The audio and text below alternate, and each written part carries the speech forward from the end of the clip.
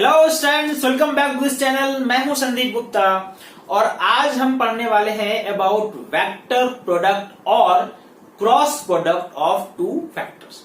अभी तक हमने लास्ट लेक्चर तक स्केलर प्रोडक्ट के बारे में पढ़ा था, है ना, जिसको डॉट प्रोडक्ट भी कहते हैं, है ना। उस पे न्यूमेरिकल भी सॉल्व किए थे, उस पे एक लाइव क्लास भी हुआ था and that live class was awesome, you are solving very well. ठीक है, तो अब उसके बाद हम आते हैं दूसरे टाइप के प्रोडक्ट पे, जिसको हम लोग बोलते हैं वेक्टर प्रोडक्ट। ठीक है, तो आज का जो लेक्चर है that lecture is on vector product और it is also known as cross product of two vectors. तो क्रॉस प्रोडक्ट हम क्यों बोलते हैं? क्योंकि यहाँ पे मल्टीप्लीकेशन के लिए हम क्रॉस का साइन यूज करते हैं और कुछ नहीं। जैसे लास्ट जब हम स्केलर निकालते थे तो हम डॉट लिखते थे, है ना, दोनों का मतलब मल्टीप्लीकेशन ही होता है। तो यहाँ पे ए वेक्टर क्रॉस बी वेक्टर, ये होता क्यों है? आज के लेक्चर में इसका पूरा इंट्रोडक्शन, पूरा कॉन्सेप्ट समझेंगे, एग्जाम्पल के साथ कैसे करते हैं, क्या प्रोसेस है, पूरा हम इसको अच्छे से कॉन्सेप्ट क्लियर करेंगे, है ना। तो वीडियो को एंड तक देखना, नोट्स बनाना, कोई भी डाउट हो तो कमेंट बॉक्स आपके पास है ही। ठीक है, ओके। तो मान लो कि दो वेक्टर मैंने यहां पे लिया, एक vector, let suppose this is A vector and this is B vector, और इन दोनों को मल्टीप्लाई करना है, इन दोनों का आपको प्रोडक्ट चाहिए। कौन सा प्रोडक्ट बच्चों? Vector product. ठीक है, तो वेक्टर प्रोडक्ट जब आप निकालोगे, सबसे पहली बात कि हम वेक्टर प्रोडक्ट क्यों निकालते हैं, तो मैंने आपको पहले बताया था कि जब दो वेक्टर का प्रोडक्ट एक स्केलर क्वांटिटी होता है तो वैसे प्रोडक्ट को हम कहते हैं स्केलर प्रोडक्ट।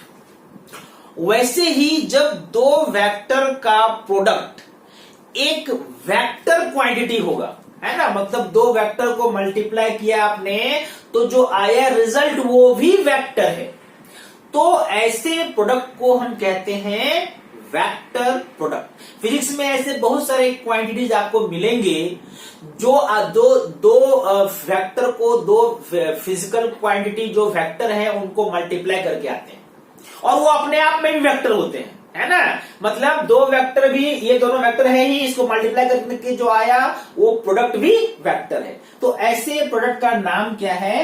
Vector product. ठीक है, अब देखो इसका मतलब क्या है, थोड़ा समझो। मान लो एक ए वेक्टर है और एक बी वेक्टर है। ठीक है, इन दोनों के बीच का एंगल अपन ऐसा क्या करते हैं, एंगल अपन ले लेते हैं थीटा। ठीक है, कौन सा एंगल लेना है? Smaller angle. ये एंगल मत ले लेना, हमेशा ए और बी के बीच जो स्मॉलर एंगल है हमें वही एंगल लेना है।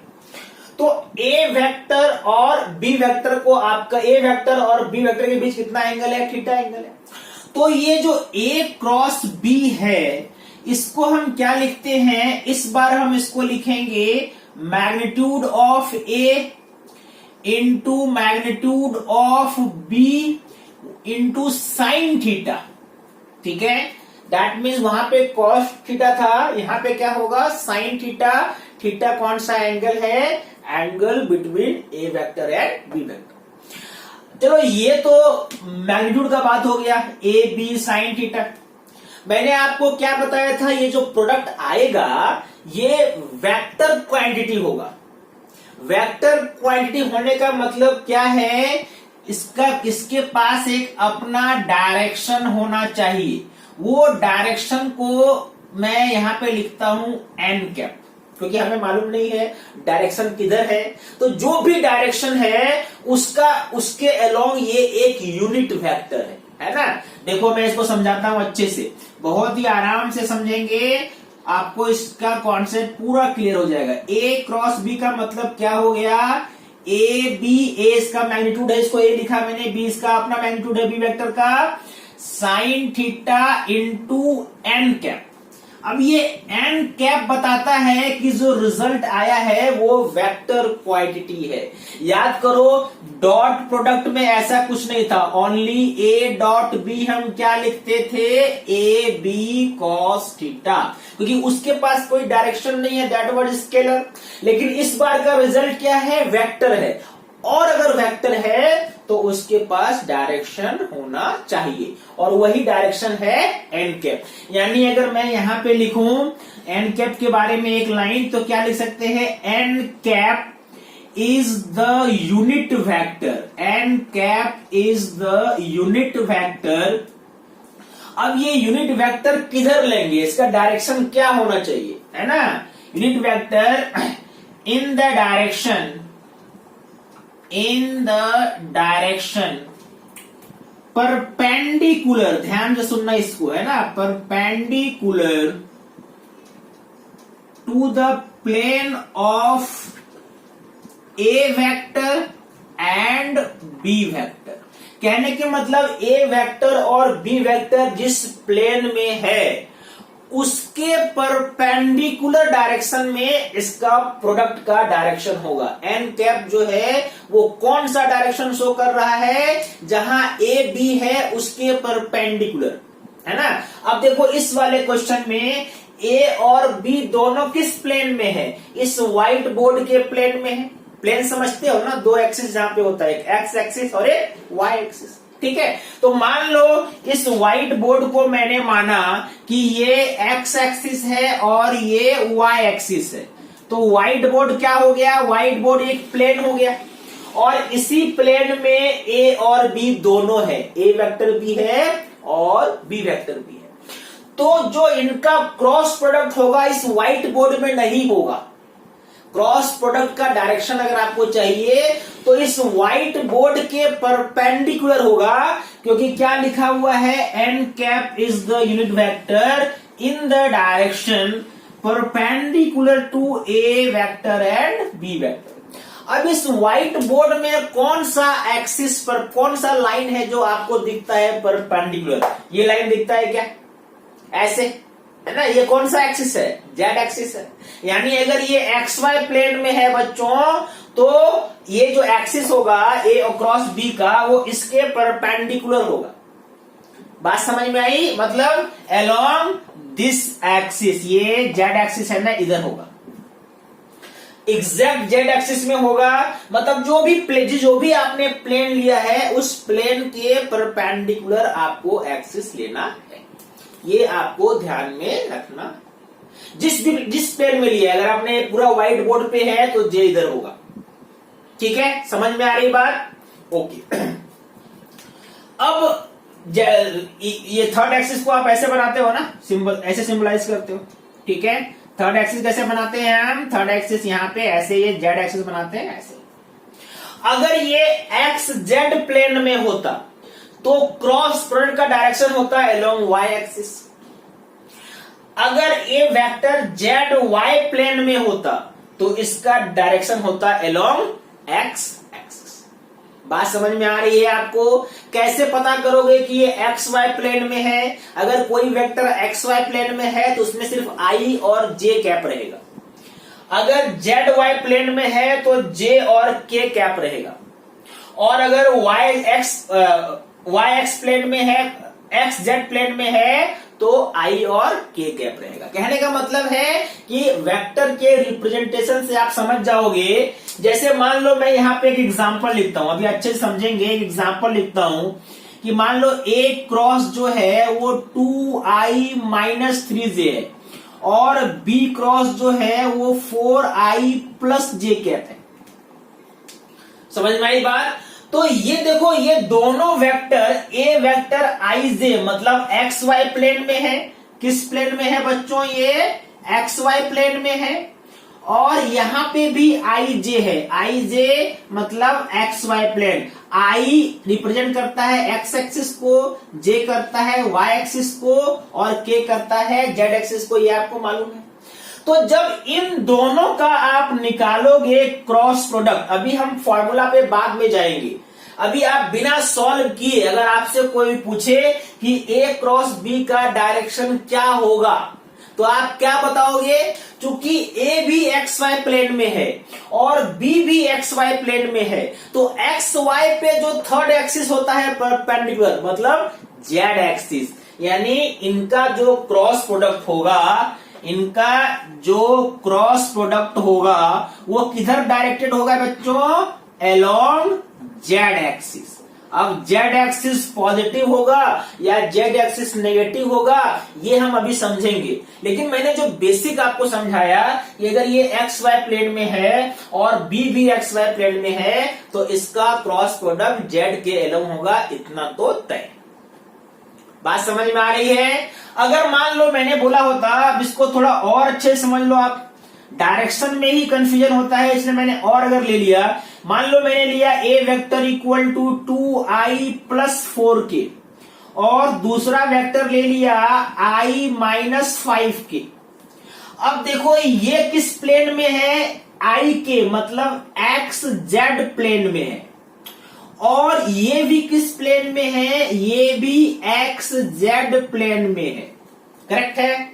तो एक्स जेड प्लेन में है तो कौन सा एक्सिस किस एक्सिस के अलॉन्ग होगा इसका प्रोडक्ट, जो एक्स जेड पे परपेंडिकुलर हो। तो एक्स जेड पे कौन होगा परपेंडिकुलर, वाई।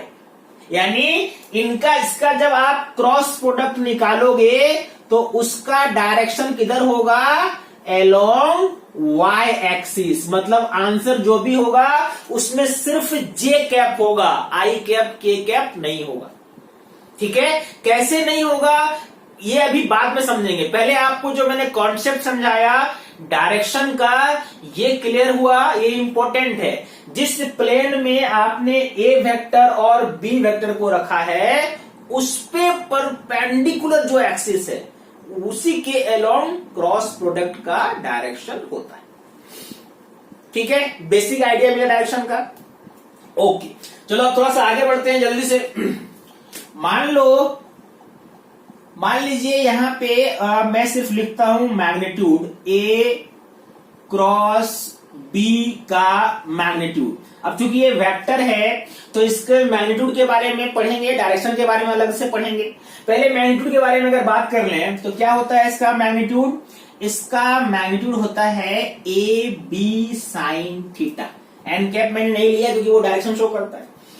अब इसके हिसाब से मुझे बताओ, जरा सा जल्दी से बताओ कि दो कंडीशन हो सकता है। अगर मान लो थीटा 0 डिग्री हो तो ए क्रॉस बी क्या हो जाएगा, सोच के बताओ। ए क्रॉस बी हो जाएगा ए बी साइन 0 डिग्री, और साइन 0 0 होता है बच्चों, इसीलिए ए क्रॉस बी 0। मतलब एंगल जब 0 है तो क्रॉस प्रोडक्ट हमेशा क्या आएगा, 0 आएगा। ठीक है? जैसे डॉट प्रोडक्ट में क्या होता था, जब एंगल 90 होता था तो डॉट प्रोडक्ट 0 होता था। लेकिन यहां पे क्या है, जब एंगल 0 होगा, और देखो मान लो आपने लिखा है एंगल 180 डिग्री, तो उस कंडीशन में अगर आप निकालोगे ए क्रॉस बी तो ये क्या हो जाएगा, ए बी साइन 180 भी बेटा 0 होता है, यानी ये भी क्या हो गया 0। यानी दो वेक्टर जिनके बीच का एंगल या तो 0 डिग्री हो या तो 180 डिग्री हो, दोनों ही कंडीशन में क्रॉस प्रोडक्ट 0 आएगा। ठीक है? अब ये बताओ 0 कब होगा, जब दोनों वेक्टर सेम डायरेक्शन में हो। मान लो ये ए वेक्टर है और ये बी वेक्टर है, कोई एंगल नहीं है।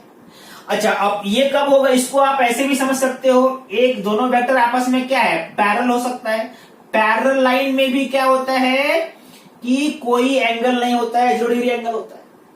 दूसरा 180 वाले में क्या होगा, एक वेक्टर इधर होगा, दूसरा इसके अपोजिट होगा। यानी या तो पैरेलल या तो एंटी पैरेलल, दोनों ही कंडीशन में क्रॉस प्रोडक्ट 0 होता है। और ये एक एप्लीकेशन है कि क्रॉस प्रोडक्ट का आप चेक करो दो वेक्टर पैरेलल है या पैरेलल नहीं है। अगर पैरेलल है तो कैसे चेक करोगे, क्रॉस प्रोडक्ट निकालोगे और उसको देखोगे वो 0 आता है या नहीं। यानी अगर मैंने यहां पे एक लाइन लिखा कंक्लूजन में या नोट में, अगर मैंने एक लाइन लिखा तो आप क्या लिखोगे, क्रॉस प्रोडक्ट। ठीक है? Cross product of two parallel और एंटी पैरेलल पैरेलल और two anti parallel vectors is equal to 0। Next lecture में जब हम इसका एप्लीकेशन पढ़ेंगे तो हम इसका यूज करेंगे। तो मैग्नीट्यूड कब 0 होगा क्रॉस प्रोडक्ट? जब एंगल या तो 0 हो या तो 180 हो। ठीक है, इतना नोट करो, फिर हम थोड़ा आगे बढ़ते हैं। अब आपने थीटा इक्वल टू 0 और 180 दोनों कंडीशन डिस्कस किया। अगर मान लो थीटा दिया हुआ है 90 डिग्री, थीटा कितना है 90 डिग्री। 90 डिग्री मतलब दोनों वेक्टर एक दूसरे पे परपेंडिकुलर हो सकते हैं। मान लो ये ए वेक्टर है और ये बी वेक्टर है और एंगल कितना है 90। साइन 90 कितना होता है 1 होता है। Very good, that means A vector cross B vector is का जो मैग्नीट्यूड होगा वो क्या होगा? सिंपली ए बी साइन 90, मतलब sine 90 A cross B should be equal to A into B. मतलब इसका जो मैग्नीट्यूड होगा वो सिंपल ए बी के मैग्नीट्यूड के प्रोडक्ट के इक्वल होगा। कहने का मतलब है इस कंडीशन में ये साइन थीटा का मैक्सिमम वैल्यू है। साइन थीटा का मैक्सिमम वैल्यू 1 होता है ना, यानी इस कंडीशन में हम क्या लिखेंगे कि cross product is maximum. Cross product is maximum. Cross product क्या है? मैक्सिमम है। कब होगा मैक्सिमम? जब दो वेक्टर के बीच एंगल कितना होगा 90 डिग्री। ठीक है, जैसे मान लो जब हम एग्जाम्पल लेते हैं तो कुछ एग्जाम्पल हैं जो आपने अभी पढ़ा नहीं है, आपके लिए नया हो सकता है। जैसे टॉर्क है ना, एंगुलर मोमेंटम है, ये सब क्रॉस प्रोडक्ट के एग्जाम्पल हैं जो आप आगे पढ़ोगे। जो टॉर्क होता है वो पोजीशन वेक्टर और फोर्स वेक्टर का क्रॉस प्रोडक्ट होता है।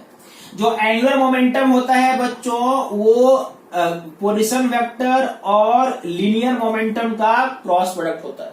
ये आगे आप जाके पढ़ोगे।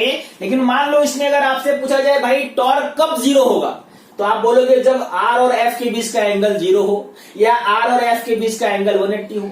या टॉर्क कब मैक्सिमम होगा? जब आर और एफ के बीच का एंगल 90 डिग्री हो। सिमिलरली अगर मैंने आपसे पूछा एंगुलर मोमेंटम कब मैक्सिमम होगा, तो आप बोलोगे कि जब पोजीशन वेक्टर और मोमेंटम वेक्टर के बीच का एंगल 90 डिग्री हो। ऐसे कंडीशन, ऐसे एप्लीकेशन आपको आगे मिलेंगे। समझ में आई बात? ओके, अब ये मैग्नीट्यूड के बारे में थोड़ा थोड़ा आपको फील आया, कॉन्सेप्ट आया। अब चूंकि ये वेक्टर प्रोडक्ट है तो सिर्फ मैग्नीट्यूड समझने से नहीं होगा, हमें इसका डायरेक्शन भी समझना पड़ेगा। डायरेक्शन के बारे में मैंने थोड़ा सा एलिमेंट्री आइडिया अभी आपको दिया है कि जिस प्लेन में आपने ए वेक्टर और बी वेक्टर को रखा है उसके परपेंडिकुलर जो एक्सिस है, जो लाइन है, उधर ही क्रॉस प्रोडक्ट का डायरेक्शन हो। इसको निकालने का एक रूल भी है, जो रूल में देखो मैं यहां पे लिखता हूं। अब हम क्या पढ़ेंगे? अब हम पढ़ते हैं डायरेक्शन ऑफ क्रॉस प्रोडक्ट। बहुत ही ध्यान से सुनना और मेरे साथ साथ नोट्स भी बनाना। Direction of cross product, direction of cross product. अब डायरेक्शन ऑफ क्रॉस प्रोडक्ट जब हम निकालेंगे तो कौन सा, बहुत सारे इसके रूल हैं जो मैं प्रिफर करता हूं। मैं प्रिफर करता हूं राइट हैंड थंब रूल। कौन सा rule? Right hand thumb rule. Thumb rule, ठीक है। अब ये रूल है क्या, इसको मैं थोड़ा एक्सप्लेन करता हूं आपको। राइट हैंड थंब रूल क्या है कि आपके पास दो वेक्टर है, मान लो ए वेक्टर और बी वेक्टर। आपने इसको रिप्रेजेंट किया है, मान लो कि ये हमारा ए वेक्टर है और ये हमारा बी वेक्टर है। इन दोनों के बीच का एंगल थीटा है। आपको डायरेक्शन चाहिए ए क्रॉस बी या बी क्रॉस ए, दोनों समझेंगे अभी। तो ये रूल क्या कहता है कि दो वेक्टर को पहले तो आप टेल टू टेल रखो, दोनों का कॉमन टेल होना चाहिए, है ना। दोनों एक ही टेल, दोनों वेक्टर का टेल क्या होना चाहिए? सेम पॉइंट पे ना। ये राइट, आपको लग सकता होगा ये लेफ्ट है, ये राइट हैंड है। राइट हैंड को ऐसे रखना है, मतलब ऐसे रखने का मतलब है कि थंब जो है वो बाकी फिंगर के परपेंडिकुलर होना चाहिए, ऐसे। समझ में आया आपको? आपको डायरेक्शन किसका चाहिए, तो मैं यहाँ पे दो निकालता हूं। पहले तो मैं निकालता हूं, देखो, direction of A vector cross B vector, ये डायरेक्शन निकालते हैं। ये यहाँ पे याद रखो कि ये जो है मेरा जो व्हाइट बोर्ड है, इसको मैंने माना है एक्स वाई प्लेन, मतलब ये जो लाइन है ये एक्स को शो करता है, एक्स एक्सिस को, और जो इसका हाइट है वो वाई को शो करता है। तो जेड कौन सा होगा, ये लाइन होगा, ये याद रखना। ओके, अब अगर मान लो ये ए क्रॉस है और ये बी क्रॉस, ए वेक्टर है और ये बी वेक्टर है, आपको निकालना है डायरेक्शन ए क्रॉस बी का। तो हैंड को ऐसे कर लिया। अब इस हैंड को ए की तरफ रखो, है ना, ए की तरफ रखा, देखो ए की तरफ ऐसे रखेंगे और इसको घुमाएंगे बी की तरफ, मतलब पहला जो वेक्टर है, पहला वेक्टर क्या है, ए, तो हमारा ये जो हैंड है ये ए की तरफ रहेगा और फिर अपने हाथ को आपको घुमाना है बी की तरफ, जिधर बी है, मतलब बी को ग्रैब करने का कोशिश करो। तो देखो मैंने यहाँ पे ए की तरफ रखा है अपने हैंड को और बी इस तरफ है, बी किधर है, इधर है ना, तो बी इस ऊपर है, मतलब तो मेरा हैंड जो है वो ऐसे ऊपर आएगा, देखो ऐसे ऊपर आएगा, ए की तरफ रखा और बी ऐसे आएगा। तो कौन, तो थंब जो रिप्रेजेंट करेगा, अगर आपने ये किया है तो जो आपका अंगूठा, जो थंब का डायरेक्शन है, वही डायरेक्शन होगा direction of A vector cross B vector. जैसे यहां पे देखो ये ए है और मैं बी की तरफ अपने हाथ को ले जा रहा हूं, बी ऊपर है तो मेरा हाथ ऊपर आएगा, तो थंब किधर शो करता है, बाहर की तरफ। तो ये कौन सा एक्सिस है, ये जेड एक्सिस है, और जेड एक्सिस में बाहर की तरफ पॉजिटिव होता है और अंदर की तरफ नेगेटिव होता है। बात समझ में आया? यानी इस कंडीशन में ये जो यहाँ डायरेक्शन होगा, हालांकि मैं वो दिखा तो नहीं सकता हूं आपको, लेकिन मैं बता सकता हूं कि ये डायरेक्शन कैसा होगा। ये ऐसा ही जेड एक्सिस ये है ना, जेड एक्सिस की तरफ होगा और पॉजिटिव होगा। ये प्लेन में नहीं है, कौन सा डायरेक्शन है, ये ऐसा डायरेक्शन है। किसका डायरेक्शन है ये, ए क्रॉस बी का। देखो मैं यहां पे फिर से बनाता हूं आपको। अगर मान लो ये ए वेक्टर मैंने लिया और ये बी वेक्टर लिया, ठीक है, हाथ को आपको घुमाना है स्मॉल एंगल की तरफ, मतलब ये ए वेक्टर की तरफ आपने रखा और स्मॉल एंगल की तरफ ऐसे आपने घुमाया, तो बाहर की तरफ ये जो लाइन है, ठीक है, इस लाइन को हम जेड एक्सिस बोलते हैं, आपको मालूम है। यानी अगर ये एक्स वाई है, अगर ये एक्स वाई प्लेन में रखा है, तो इसका डायरेक्शन हुआ किधर, पॉजिटिव डायरेक्शन ऑफ के, मतलब Z axis, positive direction of Z axis, मतलब इसमें जो आएगा वो क्या आएगा, के कैप आएगा। अगर ये एक्स वाई प्लेन है तो होता है, एक्स वाई प्लेन नहीं होता तो कुछ और आता, लेकिन एक्स वाई प्लेन है तो बाहर की तरफ आएगा and that is Z axis.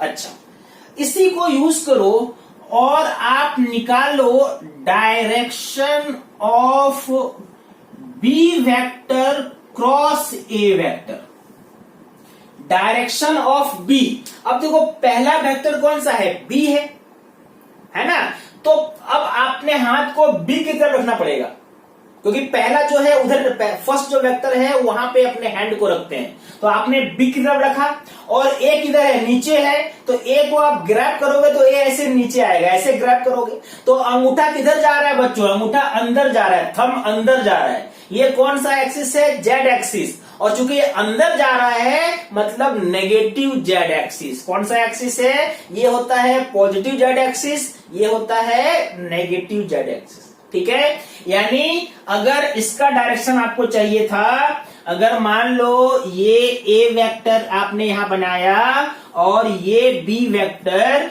और ये एंगल थीटा है, तो इसका जो डायरेक्शन होगा ये किधर होगा बच्चों, ये अलोंग जेड एक्सिस लेकिन नेगेटिव की तरफ, ऐसा, ठीक है। ये मैंने बनाया है, सिंबल है ये, एक्चुअल में लाइन कैसा है, ऐसा लाइन है, अंदर जाता हुआ। यानी इसका डायरेक्शन क्या हुआ, इसका डायरेक्शन हुआ negative direction of Z axis, negative direction of Z axis, that is यहां पे क्या होगा, माइनस के होगा। देखो ये k प्लस के माइनस के इसलिए मैंने लिया क्योंकि मैंने एक्स वाई प्लेन माना था। अगर आपने यहाँ पे वाई जेड प्लेन माना होता तो ये प्लस एक्स या माइनस एक्स आता। ठीक है, अगर आपने इसको एक्स जेड प्लेन माना होता तो या तो ये प्लस वाई आता या माइनस वाई आता। ठीक है, मुझे लगता है कि आपने ये कॉन्सेप्ट जो है वो समझ लिया, पहले से आप आई जे के बारे में समझते आ रहे हो। यहाँ पे इस रूल को क्या बोलते हैं, right hand thumb rule. Right hand रखना है फर्स्ट वेक्टर के अलोंग और दूसरे वेक्टर की तरफ घुमाना है, स्मॉल एंगल की तरफ घुमाना है, जो स्मॉल एंगल है उधर हाथ को घुमाना है। तो थंब जो रिप्रेजेंट करेगा that will be direction of cross product. ठीक है, this is called right hand thumb rule. कभी लेफ्ट हैंड मत यूज कर लेना, हमेशा right hand. Right hand use करोगे then you will be right.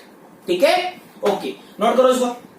Okay, अब चलो क्रॉस प्रोडक्ट निकालते हैं यूनिट वेक्टर का और उसके बाद किसी जनरल दो वेक्टर का प्रोडक्ट निकाल के वो रूल भी आपको समझाता हूं। पहले मान लो cross product of unit vectors कैसे निकालोगे। सिंपल सा है, अब आपने पूरा ये कॉन्सेप्ट सीख लिया है।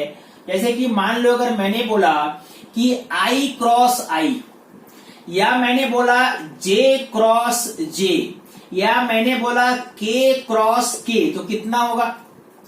I और I के बीच में कितना एंगल है, 0 डिग्री एंगल है। आपको मैंने फॉर्मूला अभी समझाया था कि A क्रॉस B जब आप लिखते हो तो क्या होता है, A B sine theta n cap. और साइन थीटा यहां पे कितना एंगल है, 0 डिग्री, और साइन 0 क्या होता है, 0 होता है। तो इस बार I क्रॉस I या J क्रॉस J या K क्रॉस K ये 0 होगा। ये पहला रूल याद रखो, जहां पे भी देखोगे I cross I 0, J cross J 0, K cross K वो 0 हो जाएगा। ये एंगल क्या है, 0 डिग्री है। या I क्रॉस माइनस I होता, J क्रॉस माइनस J होता या K क्रॉस माइनस K होता, तब भी 0 होता क्योंकि एंगल 180 होता और साइन 180 भी बच्चों 0 होता है। करेक्ट है, ओके। अब आते हैं, मान लो कि I क्रॉस J, ठीक है, I cross J। I cross J क्या होगा बताओ, ध्यान से समझना। मान लो ये I एक्सिस है, आपको मालूम है, ये I कैप है मान लो और ये J कैप है। तो I अपने हाथ को आपने रखा I की तरफ और आप घुमा रहे हो J की तरफ, तो कौन सा लाइन बनेगा, K बनेगा। यानी I क्रॉस J क्या हो गया, K कैप। और चूंकि ये बाहर की ओर आ रहा है इसलिए क्या होगा, पॉजिटिव होगा। अच्छा, अगर मान लो J क्रॉस I करता तो क्या होता, J आपने ऐसे रखा अपने हाथ को J की तरफ और घुमा रहे हो I की तरफ, इधर जा रहा है, अंदर जा रहा है। ये कौन सा एक्सिस है, नेगेटिव जेड एक्सिस, यानी यहां पे क्या हो जाएगा, माइनस के। ये ध्यान देना, I क्रॉस J के होगा लेकिन J क्रॉस I माइनस के होगा, इसलिए ये कम्यूटेटिव नहीं होता है ना। आप यहां नहीं लिख सकते हो कि A vector cross B vector is not equal to B cross A। क्यों, क्योंकि A क्रॉस B अगर पॉजिटिव है तो B क्रॉस A क्या होगा, नेगेटिव। अगर आप A से B पे घुमा रहे हो तो ऊपर लाइन शो करता है और अगर B से A घुमाओगे तो नीचे हो जाएगा। इसीलिए डॉट प्रोडक्ट क्या था, कम्यूटेटिव, लेकिन क्रॉस प्रोडक्ट क्या होगा, एंटी कम्यूटेटिव, ये याद रखना। तो I क्रॉस J क्या हो गया, K, J क्रॉस I क्या हो गया, माइनस K। वैसे ही अब आप मुझे बताओ कि अगर मैंने बोला आपको J क्रॉस K क्या होगा, तो J क्रॉस K होगा तो थर्ड एक्सिस कौन सा है, I, तो यहाँ पे I हो जाएगा। लेकिन इसी को अगर उल्टा लिखोगे आप K क्रॉस J तो क्या हो जाएगा, माइनस I। अच्छा, और एक चीज बताओ, मान लो आपने बोला K क्रॉस I तो ये क्या हो जाएगा, J कैप, उल्टा लिख दोगे I क्रॉस K तो माइनस J कैप। ये याद रखना, ठीक है।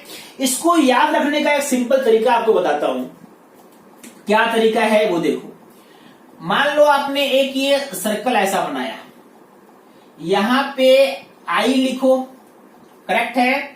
अभी ये हम कैसे घूमते थे, I से J आप जब जा रहे थे तो आपने अपने हैंड को एंटी क्लॉकवाइज घुमाया, आपने ऐसे घुमाया ना। ये कौन सा डायरेक्शन है बच्चों, एंटी क्लॉकवाइज। तो एंटी क्लॉकवाइज में क्या आता है, पॉजिटिव आता है। तो एंटी क्लॉकवाइज में पॉजिटिव आएगा। मान लो मैंने I J K ऐसे समझाया, ध्यान से सुनना, बहुत इंपॉर्टेंट रूल बता रहा हूं आपको। अगर मान लो आप ऐसे घूम रहे हो एंटी क्लॉकवाइज, तो एंटी कौन सा डायरेक्शन में घूम रहे हैं? हम घूम रहे हैं एंटी क्लॉकवाइज। तो इस कंडीशन में जो क्रॉस प्रोडक्ट होगा वो हमेशा पॉजिटिव होगा। Cross product is positive. जैसे आई क्रॉस जे के हो जाएगा, जे क्रॉस के आई हो जाएगा, आई क्रॉस के क्रॉस आई जे हो जाएगा। मतलब अब ऐसे अगर घूम रहे हो तो कोई भी दो का प्रोडक्ट थर्ड के इक्वल होगा पॉजिटिव में। अच्छा, अगर मान लो आप घूमते क्लॉकवाइज इसी कंडीशन में कि मान लो यहाँ पे आई कैप है, ये जे लिखा और ये के लिखा, ये आपके याद रखने के लिए है। अगर आप क्लॉकवाइज घूम रहे हो, ऐसे घूम रहे हो, है ना, क्लॉकवाइज अगर आप घूमोगे तो क्रॉस प्रोडक्ट क्या आएगा? नेगेटिव आएगा। मतलब आप अगर आई क्रॉस के निकालोगे तो आई क्रॉस के माइनस जे आएगा। अगर आप के क्रॉस जे निकालोगे तो माइनस आई आएगा, या अगर जे क्रॉस आई निकालोगे तो माइनस के होगा। ये याद रखना। कौन सा पॉजिटिव होगा? आई जे के, इधर से जाओगे तो पॉजिटिव होगा। लेकिन अगर आप उल्टा जाओगे, आई के जे ऐसे जाओगे तो क्या आएगा? Cross product negative. क्योंकि यहाँ पे देखो आई क्रॉस जे पॉजिटिव था, लेकिन जे क्रॉस आई अंदर जा रहा है तो नेगेटिव होगा। ये बहुत ही इंपॉर्टेंट कॉन्सेप्ट आपको याद रखना है। ये एक ट्रिक मैंने बताया कैसे आप इसको याद रखोगे। ठीक है, नोट कर लीजिए। ओके स्टूडेंट, तो अब आते हैं सबसे इंपॉर्टेंट फॉर्मूला में। अगर मान लो दो वेक्टर है जो यूनिट वेक्टर के फॉर्म में है, तो आप कैसे उसका क्रॉस प्रोडक्ट निकालोगे?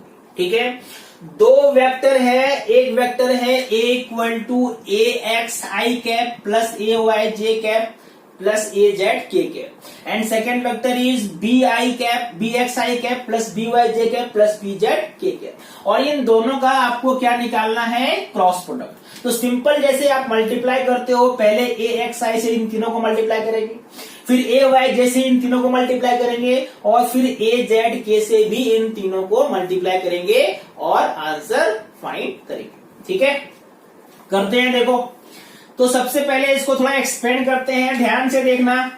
कैलकुलेशन इसमें बहुत अच्छे से हम लोग करना पड़ेगा। ये क्या है? ए एक्स बी एक्स, पहला जो एक्सपेंशन होगा ए एक्स बी एक्स, और यहाँ पे क्या आया? आई क्रॉस आई। देखो यहाँ पे आई है, यहाँ पे भी आई।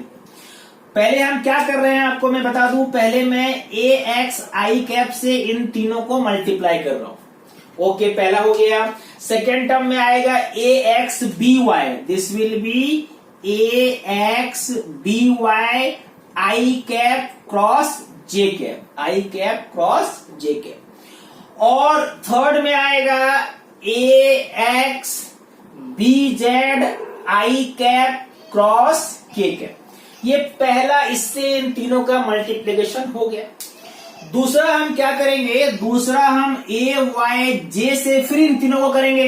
तो ये क्या आ जाएगा? देखो, this will be A Y B X J cross I cap plus A Y B Y J cross J, और तीसरा यहां पे आएगा A Y B Z J cross K cap. A Y J से तीनों को मल्टीप्लाई कर लिया।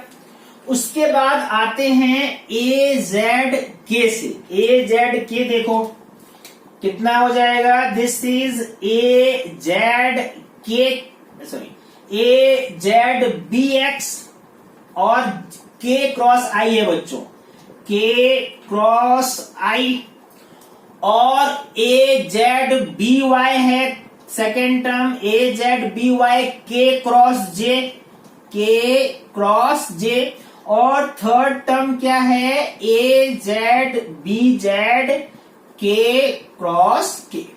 यहां पे अभी जो थोड़ी देर पहले आपने पढ़ा, आपने क्या पढ़ा था? आई क्रॉस आई या जे क्रॉस जे या के क्रॉस के जीरो होता है। और आपने क्या पढ़ा? आपने पढ़ा एक सर्कल के हिसाब से, अगर ये आई कैप है, ये जे कैप है और ये के कैप है, इधर जाएंगे तो पॉजिटिव और इधर आएंगे तो नेगेटिव, यही है ना, ये जे कैप है। ओके, अब मुझे बताओ, इसमें पहले बताओ जीरो कौन कौन होगा।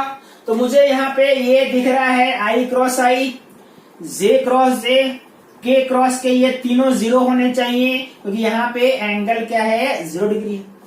तो इन तीनों को हटाते हैं, ये तीनों जीरो हो जाएंगे। उसके बाद एक्सपेंड करते हैं, अब आप में ये नहीं रहेगा।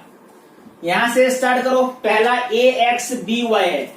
देखो अब इस टर्म में यहाँ पे ध्यान दीजिए, है ना, इस टर्म में आ जाइए, इस टर्म में आइए। इसमें क्या लिखोगे इसके जगह पे, ए एक्स बी वाई, आई क्रॉस जे, आई क्रॉस जे। आप एंटी क्लॉकवाइज जा रहे हो तो पॉजिटिव आएगा, आई क्रॉस जे क्या आएगा, के आएगा। तो यहाँ क्या लिखेंगे, ए एक्स बी वाई के कैप। यहाँ ए एक्स ये आएगा A X B Z plus A X B Z. अब ये देखो आई क्रॉस के है, आई क्रॉस के, आप उल्टा आ गए, क्लॉकवाइज आ गए तो नेगेटिव होता है, मतलब माइनस जे आएगा। यानी ये क्या हो गया, माइनस जे कैप। ध्यान से समझना, ठीक है, ओके।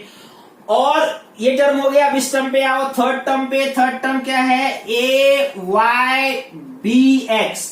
इस बार देखो ये जे क्रॉस आई है ना, जे क्रॉस आई, फिर से आप उल्टा चले गए तो जे क्रॉस आई फिर से हो जाएगा माइनस के, यानी यहां पे क्या लिखोगे, माइनस के।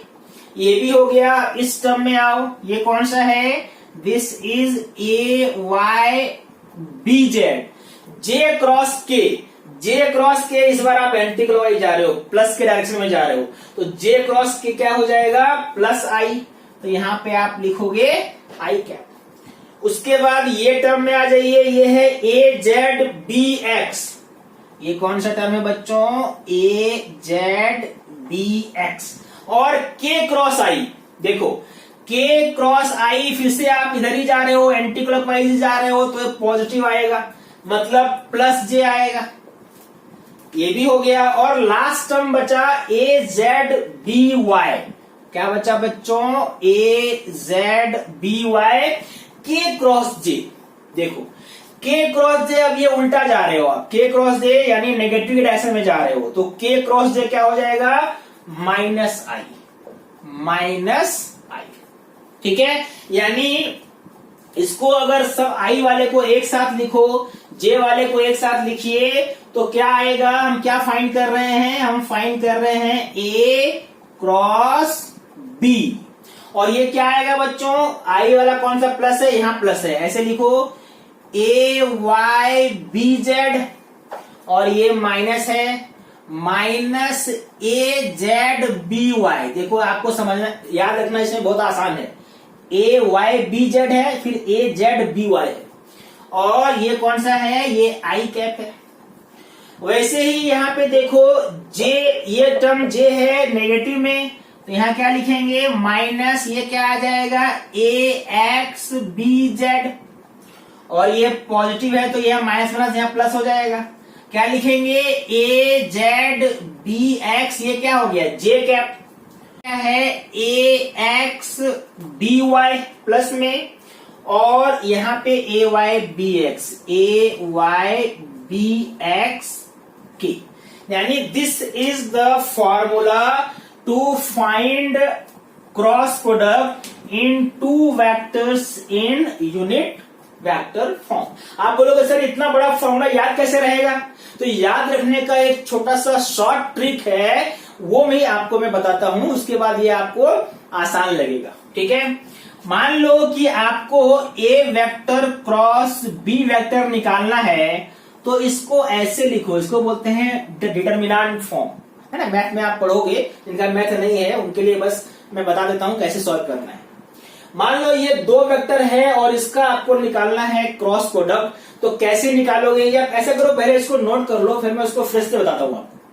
चलो अब इस सेकेंड मेथड को थोड़ा अच्छे समझते हैं, ताकि आपका कॉन्सेप्ट जो है वो क्लियर हो जाए। ये शॉर्ट ट्रिक है, हालांकि रिजल्ट वही आएगा जो भी आपने पहले निकाला था, लेकिन इसमें मान लो कि दो वेक्टर दिया हुआ है, ए वेक्टर और बी वेक्टर, दोनों वेक्टर यूनिट वेक्टर के फॉर्म में है, और आपको अगर फाइंड करना है ए वेक्टर क्रॉस बी वेक्टर, तो इसको ऐसे लिखते हैं हम इस फॉर्म में। ऊपर क्या लिखेंगे, I cap, J cap, K cap, और नीचे लिखेंगे A X, A Y, A Z, और थर्ड लाइन होगा A B X, B Y, B Z. Math वाले इसको अच्छे से पढ़ेंगे, लेकिन मुझे जिनका मैथ नहीं है उनको भी समझ में आना चाहिए।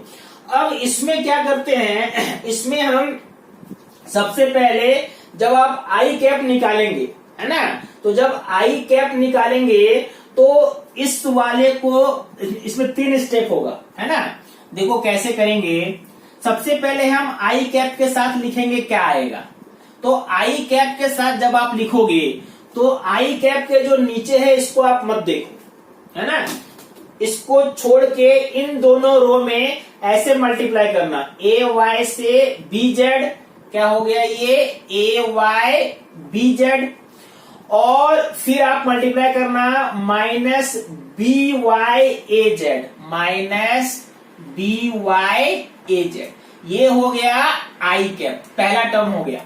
ठीक है, मल्टीप्लिकेशन समझ में आया आपको। आई के जब निकालोगे तो आई के नीचे मत देखो, A Y B Z minus B Y A Z, correct है, ओके।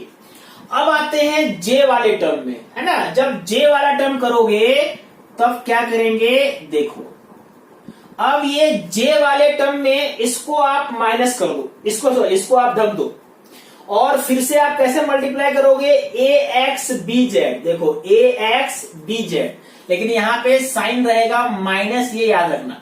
ठीक है, कैसे करेंगे multiply, A X B Z, ये क्या हो गया, ए एक्स बी जेड। ठीक है, और फिर इधर से क्या हुआ, बी एक्स ए जेड, ये क्या हो गया, माइनस बी एक्स ए जेड। ठीक है, यानी इसको आपने नहीं देखा और आपने मल्टीप्लाई ऐसे किया और ऐसे किया। ठीक है, बीच में आपने इसको नहीं देखा, करेक्ट है, ओके। उसके बाद के कैप के लिए आते हैं। के कैप में क्या करना है, अब ये के वाले को, इन दोनों को ढक दो, और कैसे करोगे multiply, A X B Y minus B X A Y, यहां पे प्लस रहेगा, है ना। और क्या लिखेंगे हम, A X B Y, A X B Y minus B X A Y, B X A Y, और ये क्या है, के कैप। यही है क्रॉस प्रोडक्ट, मतलब एक लाइन में आप आंसर लिख सकते हो। बस ये जो ट्रिक बताया मैंने, वो ट्रिक आपको याद रखना है, कि प्रोसेस समझ लेना है। अब मैं इसका आपको एक एग्जांपल लेता हूं, ताकि एग्जांपल आपको और अच्छे से कॉन्सेप्ट क्लियर हो जाए। मान लो ए मैंने लिया है 2i प्लस 3j प्लस के, और मैंने बी लिया है i minus J plus 2k। ठीक है, और आपको मैंने बोला फाइंड ए वेक्टर क्रॉस बी वेक्टर, कैसे निकालोगे। तो सबसे पहले इस फॉर्म में इसको लिख लो। कैसे लिखोगे, तो लिखने का तरीका मैंने क्या बताया, सबसे ऊपर होगा आई cap, J cap, K cap. उसके बाद होगा ए का कंपोनेंट, जो यहां पे क्या है, आई के साथ 2 है, जे के साथ 3 है, और के साथ 1 है। उसके बाद बी वाले में आई के साथ 1 है, जे के साथ -1 है, और के साथ 2 है। ये लिख लिया आपने। अब अगर ये आपने लिख लिया तो आपको देखो ए क्रॉस बी मिल जाएगा। कैसे मिलेगा, कैसे एक्सपेंड करोगे, तो मैंने क्या बोला है, आई के साथ क्या करते हैं, 3 इंटू 2 माइनस 1 इंटू 1, ऐसे करते हैं ना। मतलब 3 इंटू 2 माइनस, इधर क्या है, -1 इंटू 1, करेक्ट है। और ये क्या होगा बच्चों, ये हो गया आई कैप, ओके। जे वाले में क्या करेंगे, जे वाले में जे को ढक दो, हमेशा याद रखना जे वाले में माइनस साइन होता है यहां पे। उसके बाद 2 इंटू 2 क्या लिखोगे, यहां पे लिखोगे 2 इंटू 2, और इधर क्या है, -1 इंटू 1, ये हो गया जे कैप, हो गया। के कैप वाले में इन दोनों को ढक दो, के कैप वाले में प्लस होता है, के वाले में क्या हो जाएगा 2 into minus one, 2 into minus one, इन दोनों को मल्टीप्लाई किया और फिर माइनस ऐसे 1 इंटू थ्री, 1 इंटू थ्री, ये हो गया के कैप। बस सॉल्व कर दो, एक बार में आंसर आएगा। यानी कितना हो गया बच्चों, ये हो गया दिस विल बी 6 और ये माइनस माइनस प्लस हो गया, प्लस 1 आई कैप और ये क्या हो गया 4 माइनस 1 जे कैप प्लस ये हो गया -2 और -3 के कैप। मतलब आंसर कितना आना चाहिए 7i -3j और -5k, that is the answer of cross product A cross B. I hope आपको ये सेकेंड मेथड थोड़ा आसान लगा होगा। अगर आप फर्स्ट लर्न कर सकते हो तो भी ठीक है, नहीं तो ये मेथड मुझे ज्यादा आसान लगता है। मैं आपको एक क्वेश्चन देता हूं, इसके आंसर मुझे कमेंट बॉक्स में बताओ क्या होगा। आपको फाइंड करना है P cross Q। P vector क्या है, P वेक्टर है 4i -2j प्लस k और Q वेक्टर है i + 3j - 2k। चलो ये मुझे बताओ कमेंट बॉक्स में, ताकि मुझे कंफर्म हो कि आपने मेथड समझा है। कोई भी डाउट हो तो मुझे कमेंट करो, है ना। और इसके बाद में नेक्स्ट लेक्चर में आपको बताऊंगा एप्लीकेशन ऑफ क्रॉस प्रोडक्ट। ये इसका फर्स्ट लेक्चर था जिसमें कैसे निकालते हैं ये हमने सीखा। ठीक है, तो एक लेक्चर यहीं पे एंड करते हैं। Thank you very much friends for watching this video.